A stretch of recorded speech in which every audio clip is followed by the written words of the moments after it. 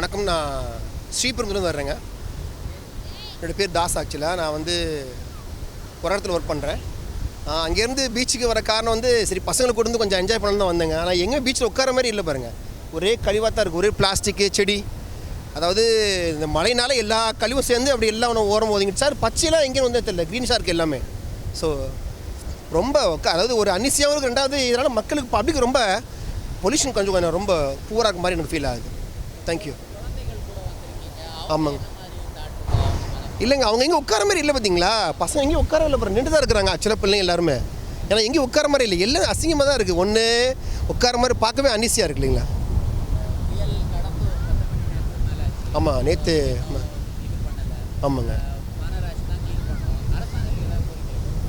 இல்லைங்க, மாநகராட்சி இன்னும் கொஞ்சம் துரிதமாக இருந்திருக்கலாம். அது மாநகராட்சி தான் இனிமேல் முடிவு பண்ணணும். டக்குன்னு முடியும்னா பப்ளிக் கொஞ்சம் சப்போர்ட்டிவாக இருக்கும். ப்ளீஸ். தேங்க்யூ. சாம்சன் பெரம்பூர்லேருந்து வந்திருக்கேன்.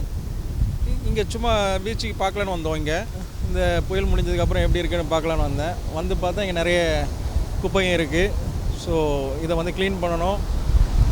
ஒரு ஆர்வமாக வந்தோம், பார்க்கலான்னு பார்த்தா நிறைய குப்பைகள் இருக்கனால சின்ன பசங்க எல்லாம் வளர்கிறதுக்கு ஒரு சூட்டபுளான இடமா இப்போதைக்கு இல்லை. ஆகவே இது அரசாங்கம் இதை க்ளீன் பண்ணி கொடுத்தாங்கன்னா நல்லாயிருக்கும்.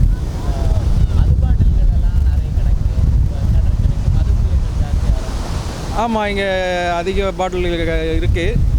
அதையும் அரசாங்கம் தான் இதுக்கான சரியான ஒரு முடிவு எடுக்கணும். ஆமாம். இல்லை, எடுத்துகிட்ருக்காங்க. ஆனால் இன்னும் கொஞ்சம் சுறுசுறுப்பாகவும் இன்னும் கொஞ்சம் அலர்ட்டாக இங்கே பீச்சையும் கொஞ்சம் மேஜரான இடமா எடுத்து அதை பண்ண நல்லாயிருக்கும்.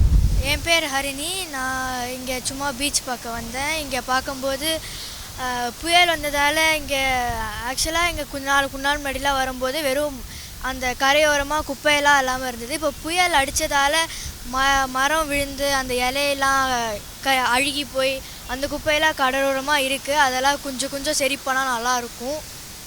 அப்புறம் இங்கே நிறைய மது பாட்டில்கள் எல்லாம் கிடக்கு. இதை பார்க்கும்போது உங்களுக்கு என்ன தோணுது?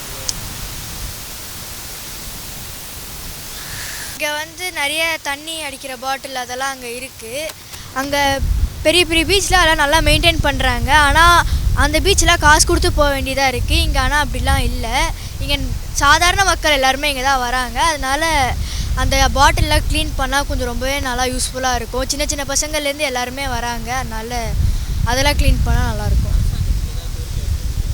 அதான் நான் பெரிய பெரிய பீச்சு, பெரிய பெரிய இடம் எல்லாத்தையும் க்ளீன் பண்ணிடுறாங்க. இந்த மாதிரி சின்ன சின்ன இடத்தெல்லாம் க்ளீன் பண்ண மாட்டுறாங்க. அங்கே மாதிரி இடத்துல தான் நிறைய மக்கள் வராங்க ஆக்சுவலாக. அதுதான்